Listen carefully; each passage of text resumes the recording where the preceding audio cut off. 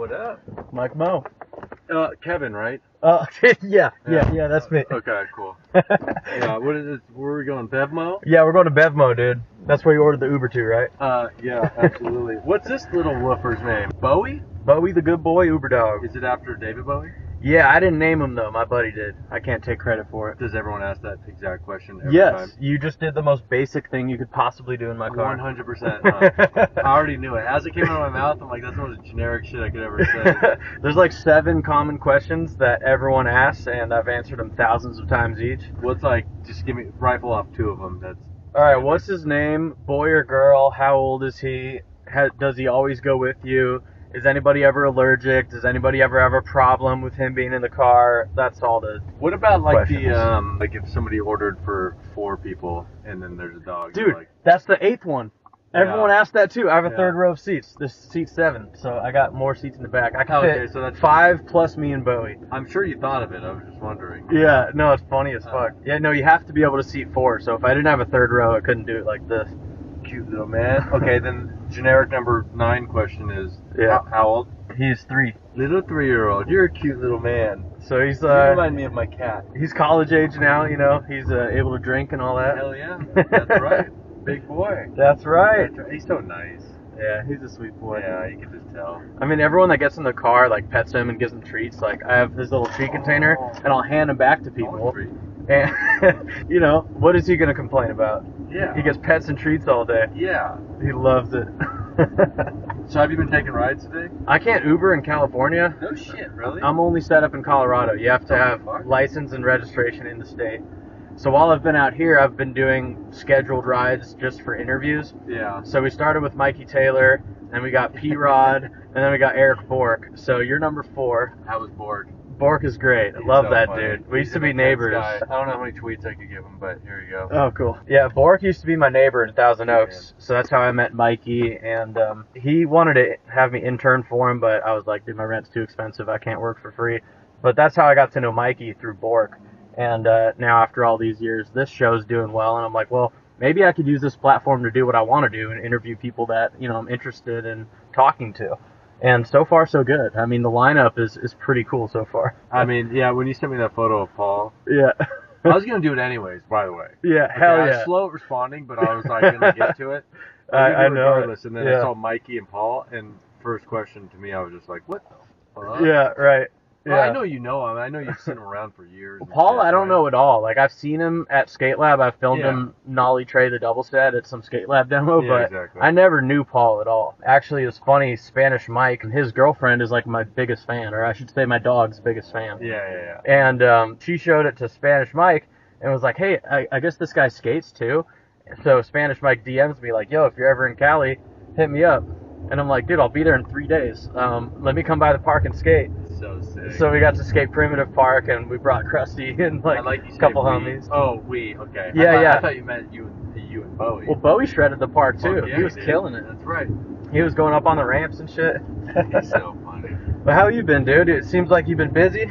I've been so busy. Yeah. It's been like you work 20 hours a day type of shit. Yeah, I feel it. I mean, I kind of sleep in a little bit. I sleep till like 9 maybe, Okay. which I consider sleeping in at this age of my life. Yeah. Now that you're in your mid-30s. Yeah, I'm 34. Nice. Yeah, so it's like I sleep until probably 9:30, All right. and then I work till like 2 a.m.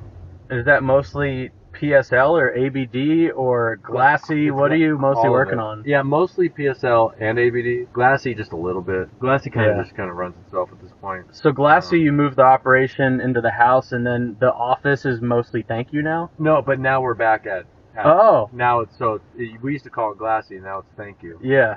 but we're back there. You're back there. Because I drove by the other day when we first got into Yeah. town, and I was like kind of looking in the window. I didn't see any Teslas, and I was like, yeah, whatever. I was Yeah, gonna come say what up. Yeah.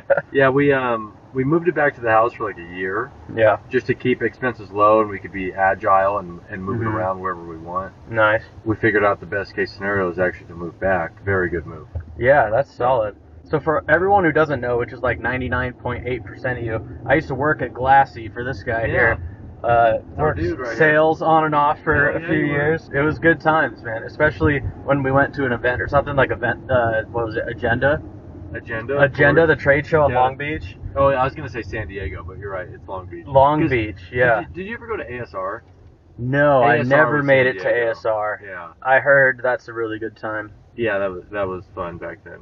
But yeah, our glassy sales rep right here. Yes. That was one of my many sales jobs that I had over the years, in between driving Uber for the last 10 years. If I wasn't driving Uber, I was working sales at some job.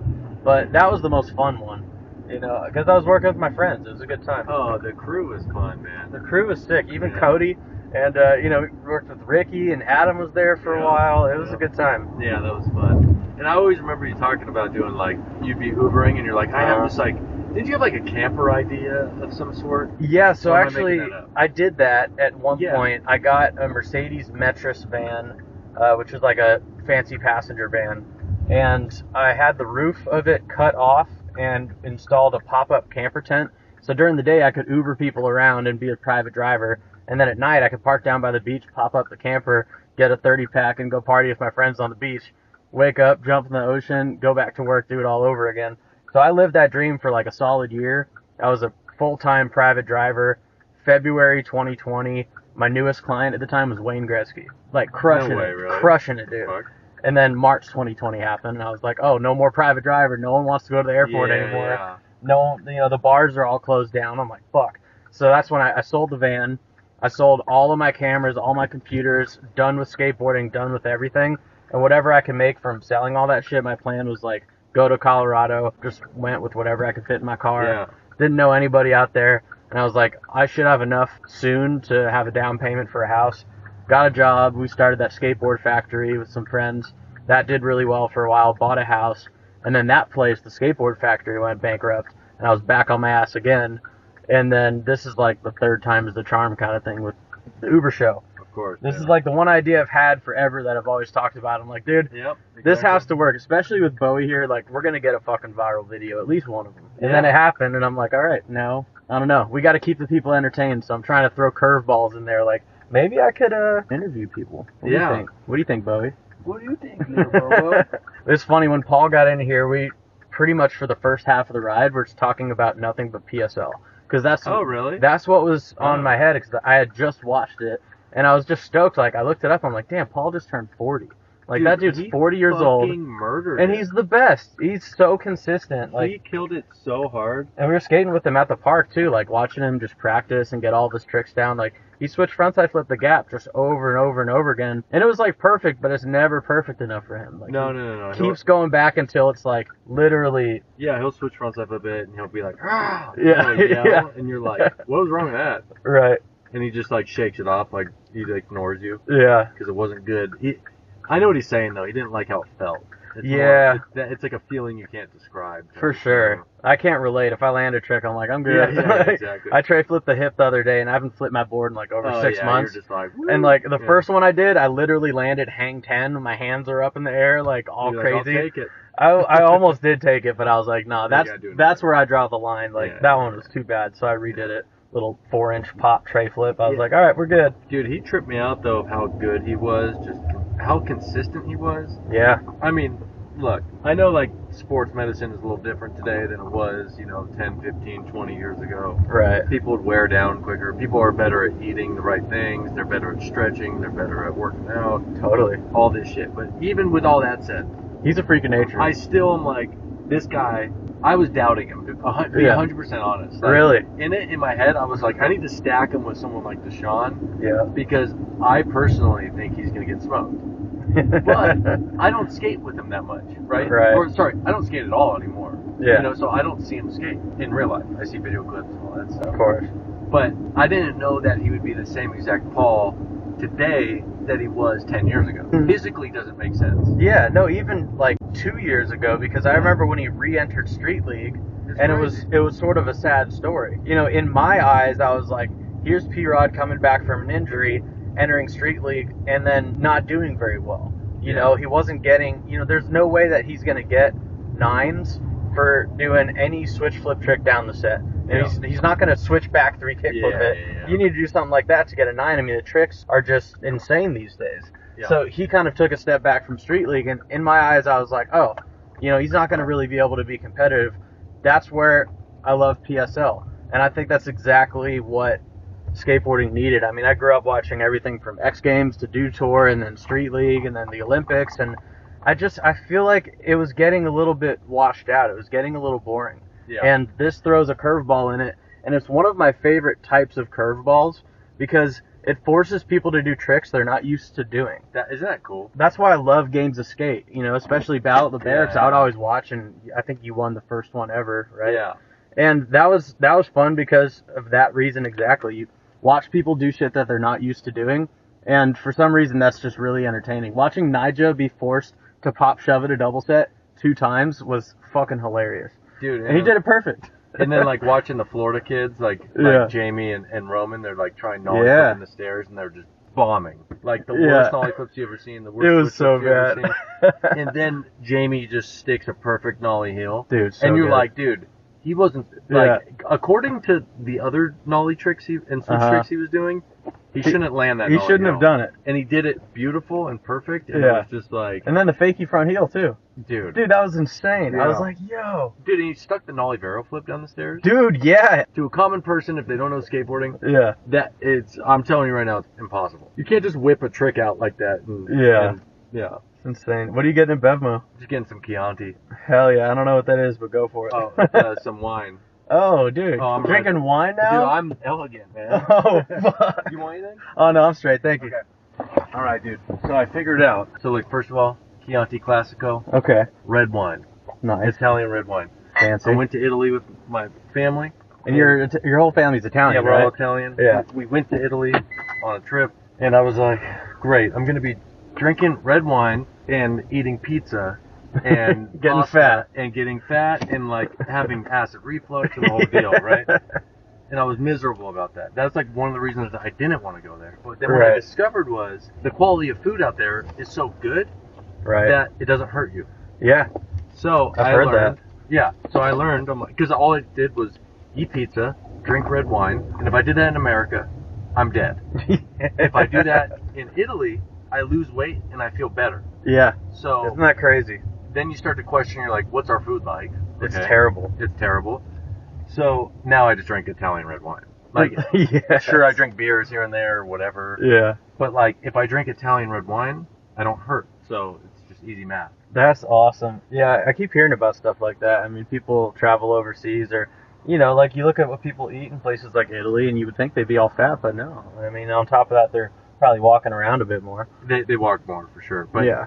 But actually, I think as far as obesity rates, I think it's Japan and Italy are like the 2 lowest. That makes sense. So, I mean, like just quality of food it matters, obviously. But for sure. What I was thinking about in there, and I was asking if you're recording, is because I figured out how to monetize your page. Okay. You just take people, like, this is such a good Bevmo ad, you know what I mean? Yeah. Like when you really think about it, like, hey, take me to Bevmo, and then you watch, then you're like, I just went to Bevmo. This is not sponsored at all. Right. But like, I went to Bevmo, I got my product that I like, now I'm advertising it on accident, you know? Yeah, But I that's was funny. sitting in there thinking about it, I'm like, It's not a bad idea. I'm like, there's no way that I'm not going to talk about this red wine scenario. You know what I mean? Yeah, that's funny. Dude, I've monetized the fuck out of it. Oh, yeah. We have 3 sponsors right now. We have a dog food company, a dog supplement company, and this air freshener company where you just upload a picture of your fucking dog. We got like this local news story that ended up on every local news channel in the fucking country and out of the country. We were in Canada, we were in Mexico, and when that happened, like, people just started hitting me up left and right. The numbers started fucking exploding. Wow. We had one video go viral that's at over 30 million views now. Shit. So, like, it all just happened in the last month. It fucking exploded, and now it's like, okay, boom, go, go, go. If you got some, keep it rolling. And Keep like it I said, rolling. this is something that obviously you want to do for a long time. For sure. You know, so it's cool that you're able to pull that off, you know. Yeah, definitely. No, fucking blessed, man. It's been like a lot of ups and downs over the years, but yeah, we're out here doing it. It's, you know, it's never exactly what you thought you would end up doing, but, you know, you end up using skills that you've learned throughout your life doing stuff you love, and then you tweak that a little bit, and it ends up being something totally different. But, I mean, I'm doing filming, editing, marketing, social media, closing deals. It's everything you've learned. It's everything I've ever learned. Combined into your one thing that you do now. Yeah, mixed with my love for animals. I mean, it's kind of perfect. So I hope it lasts forever, but I know the average lifespan of an influencer is like less than 8 years. So. Oh yeah, what's the stat on that? I never thought about that. It's like 8 years. Is it really? Yeah. And that's if you're lucky. Better than NFL. Yeah. NFL I think is like 4 or something. Right. And skateboarding's probably like around 10 or something. Skating's probably on the longer side, I would think. Yeah. Because there's so much loyalty involved in skating. There is. I mean, you experienced that firsthand. Well, I mean, I got hurt when I was 24, so my scenario is a little bit different, but... You got hurt when you were 24, and then you had a pro board until you were 34? Yeah, but I could have still had one. So you chose to bow out? I think it was 2020. I was like, hey, I don't skate anymore. Like, I don't want to skate anymore because my foot's paralyzed. Of course, yeah. So it's just like, I want to remember skating for what it used to feel like, not what I'm trying to hold on to. Totally. I didn't want to milk being a pro skateboarder anymore. Like, on paper, pro skateboarder. You know, Yeah. I'd rather just be like, I'm retired and I don't do that anymore. But now you get to be a part of it with PSL. Yeah. And with everything else you're doing. I mean, I'm sure Glassy still has a team, and you're doing ABD collectibles, so... Yeah. No, ABD and PSL are very ingrained now. Or, like, my life is ingrained because of that. Right, yeah. Those are, like, to me, so fun to work on. And PSL, I think, is, like, has the potential to be, like, next level with it. For sure. And speaking of ingrained, I mean, even if you're not able to skate at that level anymore, and you haven't been for the last 10 years now, when you have first part in a video like Fully Flared, that's ingrained in skateboarding forever. Like, you're still to this day so many people's favorite skateboarder, even though you're not even skating at that level anymore. I mean, I remember when that video came out, I was in 7th grade in 2007, and Fully Flared came out, and it was a different feeling than any other video I've ever laid my hands on. Like, I remember my homie I was in middle school with, he didn't even fucking skate. He was maybe able to, like, kickflip or something. It was like the highlight of the dude's whole year. Like, we were talking about it for months. You remember, the anticipation of that video was insane. And we would watch that shit every single day. We knew the whole soundtrack. Yeah. We were listening to No Cars Go, like, every day. That's how I was with Yeah Right. Yeah. Like, every single, like, everything you're saying. And that was my first ever video, was Yeah Right. And I was talking to Paul about that. I was like, dude, I mean, he was skating long before that, and he's still skating at that level today. Yeah Right was before I started skating, and then I've quit skating pretty much, and now it's years after that, and he's just been going this whole time. Like, dude, it's amazing. Yeah, it was a good time. I appreciate those days a lot. Yeah. But I think it's just part of being a kid. Like, you always look back to your childhood and go, like, those were the days. Those were the days. But then, like, 20 years from now, we're going to be like, those were the days. Yeah, these are the new days now that we're making. Yeah, so I think it's just like a never-ending... Yeah. So, when's the next PSL, and how do I go? We don't know exactly when the next one will be. Because Is right it now... like invite only if you want to go watch? Oh, yeah, but I'll invite you. Hell yeah. Yeah. I'll fly out. Yeah, dude, you should come for sure. That'd be sick. We don't know when the next one is. We have a concept of what the next one's going to be, and it's going to, like... I think the concept we're going for, it'll pull in views, I'll tell you that. For sure. Yeah. And it's not going to be always a stair set. You'll do one that's a rail, or you have the option to skate. Nope. No rails. No hovers. So it's always a set? Yeah. No ledge, nothing, just always a stair set. Mm-hmm. Wow. Yeah. That's ballsy. Have you had any flack for that? Have people said anything? I hear people go like, oh, you should include rails, and that's all I hear. I mean, but then you're kind of just going full rebellion against, like, Street League, where, like, the rail tricks is the only way to go. Yeah. I mean, if you're not flipping into rails in Street League, you're not going to win. Yeah. So in this case, like, we're talking about games of skate, essentially, flat ground tricks, but with the risk factor going down a set. But you're going to do different sets, different locations, or are you always going to do it at Pure Park? Paul's is, like, just because it's easy. Yeah. Eventually, I would love to have, like, a venue of our own. That can supply that, but that's, like, long-term goal. Yeah. We'll get there when we get there. Right. If the numbers only prove that we can only do it at Paul's, then we'll only do it at Paul's. Sure.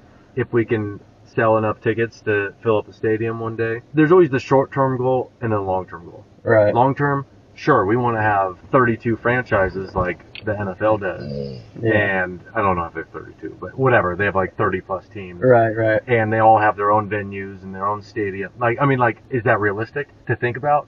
Probably not. So let's just, I mean, eye on the prize, dude, you know? Yeah, so, but there's always like, sure, you want to get it there, but how do you do that? You have to do this, that, whatever. So goal number 1 is to do this next event. And we want to do stairs only because stairs only to me is the most standardized thing you could do as far as like, say it's an 8 stair, doesn't change. Mm-hmm. Like a basketball court or a football field. It's not like all of a sudden a football field is 110 yards and a basketball hoop is 11 feet instead of 10 feet. Damn, that's a good point. It just stays the same. Yeah. What matters is the competition that's happening there. Right. If it was me and you on a basketball court and we're playing each other one-on-one, do you think anybody would watch that shit? No. No, not but at all. if it's Kobe Bryant and LeBron James playing each other on that same basketball hoop that we just played on, you're going to have millions of viewers. Yeah, that's true. So is it the basketball hoop that matters? Which I think is a giant flaw in how everybody has viewed skate contests forever, is they go, we need to change the stairs and make it more creative, and it's like... Let's put slappy ledges in there. You're like, is that true? I don't know. Yeah, I don't think it is. Or is it the competition that matters? You know, it's funny, I'm sure when you pitched this idea, a lot of people were like, I don't know. Because I know when I first started watching it, even like halfway through the first couple rounds, I had my doubts about it. Yeah. I was like, dude, this is going to be boring. Like, everyone's just going to be doing the same basic tricks. Yeah. It's going to be... And then, dude, every round that it kept going, it kept catching me off guard. I was like, dude, it could be 3 or 4 rounds in, and then it could turn around. I mean, the way they almost came back, I forget which team it was, but they were like... Miles and Art. Yeah. They were down by 7. Down by 7, and then they almost came back. Oh, no, that was Jamie and Roman. Oh, well, okay. they both had comebacks. I think it was 8-2, and they came back, and the game ended 9-8. The other game, I think it was 7-2. They came back, the game ended 8-7. I think it's a big thing that everybody's been missing, though, in skateboarding. It's like, are you paying attention to the obstacles or the competition? And nobody will say they cared about the obstacles. Yeah. So why do contests cater to the obstacles more than they do the skaters? Doesn't make any fucking sense. Yeah. At all. It's a good point, dude. I was really entertained. I got it, like, more so than any skateboard competition I've watched in a long time. Thank you. And I'm stoked that it's you doing it.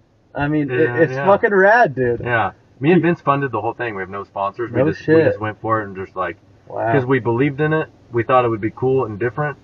So we funded the whole thing, and we took no money from anybody. Sick. Just me and Vince, and the views are good. Seems to be getting a good response from skateboarders, which usually start very skeptical, right? Yeah. And then once you prove them wrong, they're like, cool. Yeah. But it's hard to get that thumbs up from skaters. Like, it's like extra hard, you know? The old heads are always sour about anything that's new or different, but then, you know, you'll prove them wrong. I hope so. It was sick, dude. It was sick.